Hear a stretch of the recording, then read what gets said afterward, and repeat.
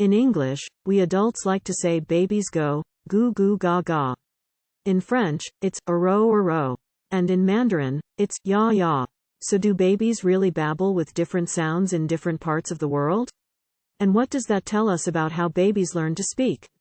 A few years ago I was on a train, seated across a table from a French woman traveling with her toddler. His mom and I hit it off, and spoke in English for a few hours. Meanwhile, this little boy had a lot to say. I couldn't understand it, but he clearly had opinions about his books, his snacks, maybe how cool it was that his hands were attached to his arms, all in what I just assumed was French. I said to his mom completely earnestly, "So, what's he saying?" She paused for a while and then she went, "Nothing. He's a baby." Well, it turns out that baby babble has a deeper meaning. I called up Megha Sundara, the linguistics department chair at UCLA, whose lab is unlike any lab you've ever heard of. For starters, there's a castle in it. Well, it's a sound booth, but it looks like a castle. So the thing about sound booths is they are intimidating spaces, she says. So her student with a background in set design built a castle around it. And we've never had a problem with the baby going in. They just waltz right in. Sundara studies how babies listen before they start talking and how they eventually learn language. When babies first start babbling at around 6 months old, they all make the same sounds, even deaf babies. Then they start to drift toward the language around them. Babies, it turns out, are very good at imitating the rhythm and the intonation of the language they're hearing, Sundara says. Sundara also studies how babies respond to hearing different languages. In bilingual households, babies switch that rhythm and melody in their babble depending on what language they're responding to. In monolingual households, they don't. She led an experiment showing that those babble patterns can change, however.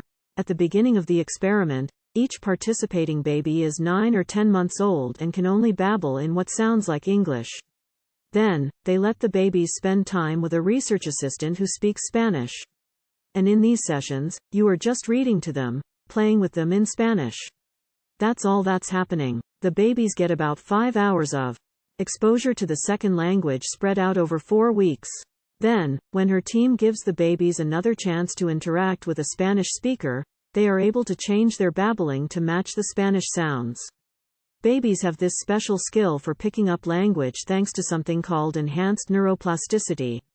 It basically means their brains are super adaptive. When babies are born, they can hear and distinguish all of the sounds in all the languages in the world, says Jeanette Reif, Associate Director of Clinical Issues in Speech-Language Pathology with the American Speech-Language Hearing Association. So a baby who hears a couple of languages regularly would be able to tune into both languages. And there are, of course, cognitive and social benefits to being bilingual. And what about the idea that trying to learn 2 languages at once would confuse babies? That has since been disproven, Reif says. But the question still comes up. I work with many families and I have this conversation a lot with them, she says. You know, we speak 3 languages in our home. Which language should we choose?